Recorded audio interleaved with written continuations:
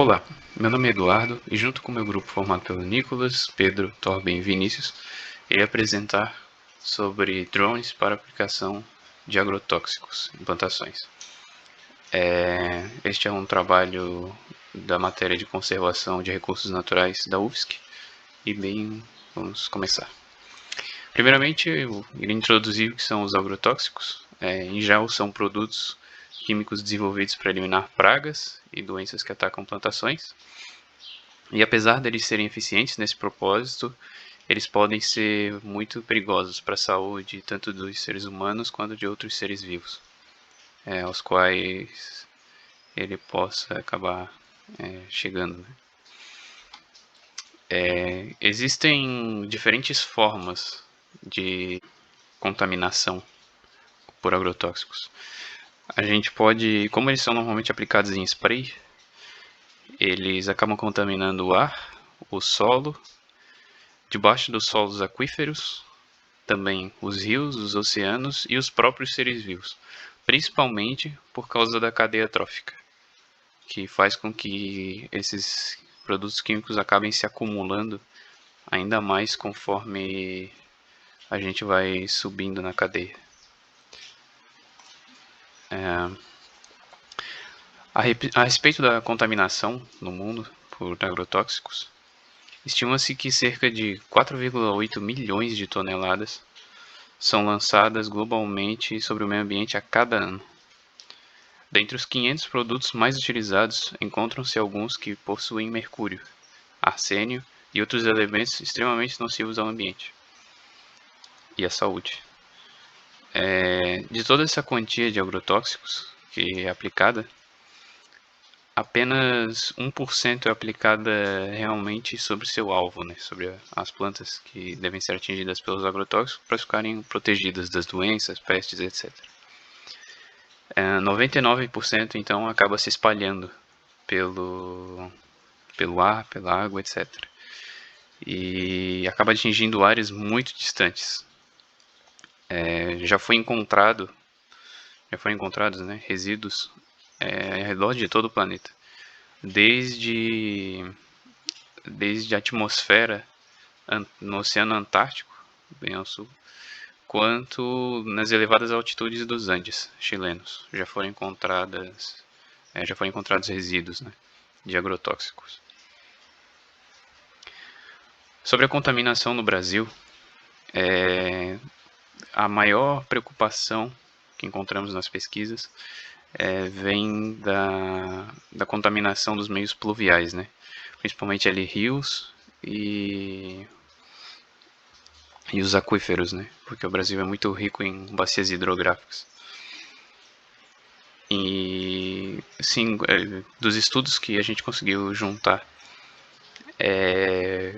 apareceram bastante índices assim da presença, né, marcando a presença de agrotóxicos na região do centro-oeste, sudeste, ali por São Paulo, Minas e tal, bastante resíduo de agrotóxicos que eram usados na década de 50 até a década de 70 ali, que era quando tinha bastante plantação de café e as leis, né, a respeito do uso de agrotóxicos eram um pouco menos rígidas do que são hoje em dia. E também em volta das plantações que tem hoje em dia de cana-de-açúcar, algodão, etc. Também se encontra bastante a presença de agrotóxicos assim, em rios próximos e no ar, na terra. Mas assim, por todo o país tem agrotóxicos. O Brasil é um dos maiores consumidores no mundo desse tipo de produto. E isso faz com que o nosso meio ambiente esteja bem, já tenha presença, né, desse tipo de produto químico. Apesar de estar bem presente em todas as regiões, a contaminação por agrotóxicos, essa contaminação ela é em nível, na maioria dos casos que a gente procurou ali nos estudos, são casos não alarmantes, né? São índices de contaminação abaixo do que é o limite adequado. Só que, pelo fato de estar tão espalhado em tantos lugares, isso pode acabar fazendo com que, pelo país ser muito grande e tal, a gente não consiga ter os reais índices. Em alguns lugares pode ter lugar que a situação não está tão tranquila assim quanto parece, e isso faz com que o nosso conhecimento a respeito possa não estar completo, né? E dos artigos que a gente estudou também foi encontrado que existe uma preocupação, em alguns casos, do risco para a vida aquática, nos rios principalmente, por causa dos pesticidas, que são os inseticidas, desculpa, que são para matar insetos e tal, e acabam afetando a vida aquática também, porque eles são fortes. E como eu falei ali, né, que tem várias. A gente não tem tanta informação assim, não existe tanta pesquisa nessa área para a gente ter dados suficientes para conseguir ter um panorama geral do país inteiro hoje em dia. A maioria dos dados que a gente encontrou durante a pesquisa era de 2010 para trás, a respeito da como está a contaminação por agrotóxicos do país. E enfim, todos esses artigos, inclusive, frisavam o fato de que a gente tem pouca pesquisa nessa área e a situação pode ser um pouco pior do que parece da contaminação no Brasil. Agora vamos falar dos efeitos do agrotóxico sobre o ecossistema terrestre. Eles afetam a interação predador e presa, essa que pode ser benéfica para o ambiente muitas vezes. O efeito de agrotóxicos sobre os acropredadores, por exemplo, é um desses casos. Os acaricidas mais comumente utilizados em pomagens de citros eram tóxicos para um grande número de ácaros predadores, que poderiam estar contribuindo para o controle biológico natural dos ácaros nocivos. Outro importante tópico é a desestruturação da biodiversidade. Muitas vezes fazemos pulverizações ineficazes e elas resultam em muita dispersão de agrotóxico que causam a desestruturação da biodiversidade, pois algumas espécies vão prevalecer nesse novo ambiente e outras vão desaparecer. Isso vai impactar de maneira inesperada o ecossistema local. Por isso, a possibilidade de usar drones na pulverização ajudaria a diminuir a quantidade de agrotóxico dispersado na agricultura. A população de micro-organismos no solo é responsável pela execução e o controle de funções essenciais, como a decomposição da matéria orgânica, a produção de humus, ciclagem de nutrientes e fixação de nitrogênio atmosférico. Os impactos dos agrotóxicos sobre os organismos dos solos podem ser variados, sendo alguns estimulantes e outros inibitórios, fazendo com que haja um desequilíbrio nas populações de micro-organismos no solo. Os polinizadores são muito importantes na natureza. Os agrotóxicos impactam tanto na diversidade quanto na abundância e eficiência da polinização desses organismos. Um caso muito importante é o das abelhas e o agrotóxico neonicotinoide. Um estudo concluiu que concentrações subletais de neonicotinoide são tóxicas para larvas de abelhas africanizadas e podem modular o desenvolvimento e, consequentemente, afetar a manutenção e sobrevivência da colônia. Agora vamos falar sobre alguns efeitos dos agrotóxicos no ecossistema aquático. Primeiramente, a absorção indireta das toxinas é causada pela assimilação e retenção dos contaminantes por um organismo, que pode acarretar a concentração elevada do mesmo. Esse processo ocorre pela absorção direta, a partir do ambiente, ou pela absorção indireta, através do alimento contaminado. Consequentemente, numa cadeia alimentar, os contaminantes podem ser transferidos de um nível trófico para o outro. E por isso somos falados como consumidores e produtores. Os efeitos dos agrotóxicos são observados em organismos aquáticos pertencentes a diferentes níveis tróficos, como algas e macrófitas, produtores, microcrustáceos e moluscos, consumidores primários, e peixes e outros mamíferos, consumidores secundários e terciários. Os efeitos dos agrotóxicos sobre esses organismos podem ser diferidos em letais ou subletais. Os efeitos letais ou agudos vão interferir em processos celulares intensamente. Muitas vezes podem se expressar através de respostas que antecedem a morte, como um predador não conseguindo capturar sua presa ou uma presa sendo capturada pelo predador. Muitos estudos avaliaram que a toxicidade aguda, o efeito letal dos agrotóxicos, podem ter efeito em baixas concentrações, que pode provocar a morte desses organismos em qualquer nível trófico. Os efeitos subletais dos agrotóxicos podem se acumular em tecidos, alterar funções celulares, causar lesões histológicas, alterar o comportamento através do sistema nervoso, e a exposição crônica a estas substâncias pode afetar os níveis organizacionais mais superiores, como, por exemplo, até o processo reprodutivo de uma espécie. Esse que é um dos processos mais afetados pela poluição química. Agora vamos falar sobre a recuperação do solo. Primeiramente, o tipo de solo que é recuperado. Todos os solos contaminados, a maioria dos solos contaminados podem ser recuperados, mas em geral os custos elevados são altos. E é necessário uma equipe multidisciplinar para a recuperação, como geólogos, engenheiros civis, químicos e engenheiros ambientais. As variáveis que mais influenciam no processo de recuperação são o tipo de contaminação, o tamanho da área, o contaminante, o estado físico, o tipo de solo e rocha, a topografia e a presença de um lençol freático na área. Agora vamos falar de 2 métodos de recuperação. Atenuação natural.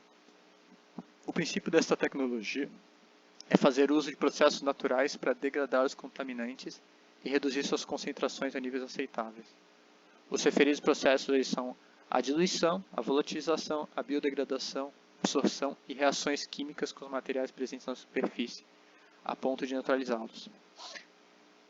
O outro método é a biorremediação, o processo que consiste em misturar o solo contaminado com substâncias capazes de estimular a ação microbiana no processo de degradação de compostos orgânicos.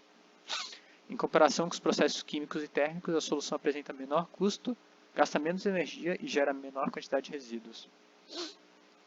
A atividade dos micro-organismos nos solos é um dos principais determinantes da degradação dos herbicidas. Agora, por fim, vamos ressaltar o impacto desconhecido dos transgênicos. Os organismos geneticamente modificados transgênicos acabam por contribuir para a redução da biodiversidade. O sistema de artificialização da natureza causa o desequilíbrio dos ecossistemas, o surgimento de novas pragas, as quais exigem a aplicação de novos agrotóxicos. Isso pode levar à seleção das pragas mais resistentes para frente. Essas pragas, por sua vez, necessitarão de agrotóxicos mais impactantes, e assim por diante. O uso de transgênicos ocasiona um círculo vicioso do qual a agricultura não consegue se libertar. Um método de aplicação de agrotóxicos em larga escala mais utilizado é o uso de aviões. Esses, que rasgam os céus a cerca de 200 km por hora e 3 metros acima do solo, espalham químicos em plantações e envenenam rios, solo, animais e pessoas, as quais não conseguem escapar da nuvem de veneno. Além de acidentes que terminam com a vida dos pilotos quando estes não veem um fio de luz ou árvore no meio do caminho. O Brasil possui a segunda maior frota aeroagrícola do mundo e possui cerca de 2.100 aviões. Esse grande número é devido ao crescimento da monocultura em grande escala. Cerca de 80% desses aviões são utilizados em plantações de cana-de-açúcar, soja, milho e algodão. De acordo com o professor do Núcleo de Estudos Ambientais e Saúde do Trabalhador da Universidade Federal do Mato Grosso, Wanderlei Pignatti, no caso da pulverização aérea, a deriva pode atingir áreas mais distantes devido ao espaço entre o alvo e o avião. Quanto mais alto a aeronave estiver da lavoura, que receberá os defensivos, maior será a deriva por conta da ação do vento. Mas o que é a deriva? A deriva do agrotóxico é o quanto ele se desloca horizontalmente após ser despejado pelo avião, seja por causa do vento ou pela falta de precisão na hora de soltar o produto. Em 2006, uma nuvem tóxica oriunda da pulverização aérea em plantações de soja chegou a uma área urbana e provocou intoxicação aguda em crianças e idosos de Lucas do Rio Verde, Mato Grosso. Já em 2013, quase 100 pessoas, entre professores e alunos, tiveram intoxicação depois que um avião jogou defensivos agrícolas sobre uma escola de Rio Verde, Goiás. Um dos perigos da deriva é quando estes contaminantes são transportados pelo vento e ficam depositados em telhados das casas, e quando chove, esses escorrem pelas calhas e acabam em cisternas das pessoas. O uso dos aviões na aplicação possui baixa precisão de aplicação do agrotóxico, devido às suas altas velocidades para aplicar e o vento. Geralmente, muito do produto acaba voando para longe e atingindo solo, rios, animais e pessoas. Um estudo feito pelo Dr. João Paulo Arantes, da Universidade Federal de Uberlândia, considerou que a distância horizontal percorrida pelo agrotóxico segue a seguinte relação: x igual a y vezes VH dividido por VT, onde x é a distância percorrida na horizontal e y na vertical, e VH é a velocidade horizontal e VT é a velocidade vertical. E obteve os seguintes dados, considerando uma aplicação a 0,3 metros, 0,5 metros e 0,8 metros. Se utilizarmos de seus dados, podemos obter uma leve noção da deriva. Com eles, podemos calcular a deriva horizontal de uma gota de agrotóxico sendo despejada a 3 metros de altura e 200 km por hora, que é a velocidade do avião, obtendo uma deriva de 1.387 metros. Esses valores diminuem com a aplicação de gotas maiores, mas não muda o fato de que existe um diâmetro que deriva por mais de 1 km de distância. A principal desvantagem de se utilizar aviões é a grande deriva do agrotóxico e o quão perigoso é pilotar em baixas altitudes. Esses problemas são suprimidos pelo uso de drones para aplicação. Os drones trabalham em velocidades menores e são mais precisos em sua aplicação. A velocidade de aplicação de um drone está entre 7,2 a 28,8 km por hora. E, usando essas informações, chegamos a 200 metros de deriva, cerca de 1/7 da deriva da aplicação com o avião, além de poder ser feito totalmente automatizado. Um panorama sobre as vantagens e desvantagens que o uso de drones no setor agrícola vem apresentando, além de uma interpretação sobre o porquê de essa tecnologia ainda não ser tão utilizada aqui no Brasil, são os próximos tópicos que vamos apresentar. Os drones agrícolas eles podem ser utilizados para fazer, além da pulverização, o mapeamento da área. Contudo, essa tecnologia é vista por especialistas, como o Gabriel Colli, diretor do SINDAG, como um complemento para a aplicação feita por aviões. Dentre os principais motivos dessa afirmação estão a autonomia dos drones, os quais precisam ser recarregados mais vezes do que um avião precisa ser abastecido, levando em conta a diferença da estrutura das aeronaves, e isso faz com que seja necessário interromper a aplicação mais frequentemente quando se utiliza drones, podendo até mesmo elevar o custo da aplicação.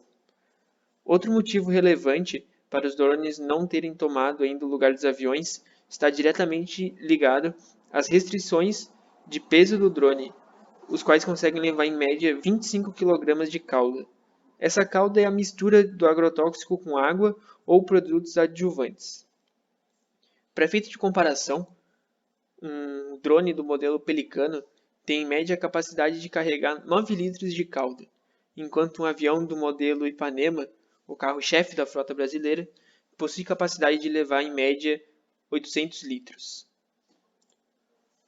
A tecnologia de drones tem sido um dos principais objetivos quando se trata da aplicação de agrotóxicos, aplicar em áreas bem pontuais para diminuir tanto o consumo de cauda como impactos ao meio ambiente. Porém, isso reflete em utilizar drones para aplicação em áreas remotas ou muito específicas, o que reduz bastante o índice de drones na agricultura, já que plantações cobrem grandes áreas que são mais facilmente pulverizadas por aviões ou tratores. Como os drones estão sendo utilizados majoritariamente para pulverização de áreas de difícil acesso, são fortes substitutos para a pulverização costal, e essa é uma vantagem muito positiva, porque na pulverização costal o operador está muito exposto durante a aplicação do agrotóxico. Outro fator que pode acabar limitando é o fato de uma normativa que regula o uso de drones na agricultura, que é a Instrução Normativa número 2 de 2008. ela consta que os drones eles não podem ser 100% automatizados, ou seja, é necessário que um operador treinado e certificado esteja acompanhando toda a aplicação. Isso se encaixa tanto no cenário de empresas quanto de agricultores, sendo que os agricultores eles vão precisar contratar um engenheiro agrônomo e piloto agrícola remoto certificados, o que, para o caso de pequenos produtores, pode acabar inviabilizando ainda mais o uso de drones. O governo, o governo brasileiro, né, recentemente mudou a classificação toxicológica dos produtos. O novo marco regulatório ele segue padrões estabelecidos por organismos internacionais, e os rótulos dos produtos mudam conforme o risco de morte que a substância apresenta. Ou seja, a forma de avaliar, que antes era focada apenas nas intoxicações agudas, agora ficou um pouco pior, porque só são considerados como extremamente tóxicos as substâncias que levam à morte.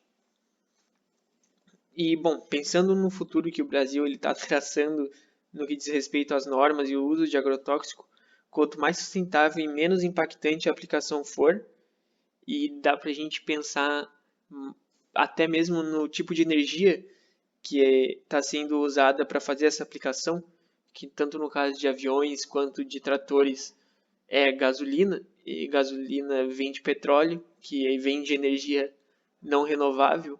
Os drones eles utilizam energia elétrica, que essa sim pode vir de fontes renováveis bem mais facilmente, né? Como a matriz energética do Brasil ela é bem embasada em energias renováveis, como a energia hidráulica, ou até mesmo, em alguns casos, a energia solar. A própria energia que move esses mecanismos que vão fazer a aplicação do agrotóxico, quanto mais verdes elas forem, melhor. E, consequentemente, quanto mais sustentável e menos impactante essa aplicação for, mais a gente vai diminuir o risco de contaminação. E isso é melhor para a gente evitar que a gente tenha um futuro doente.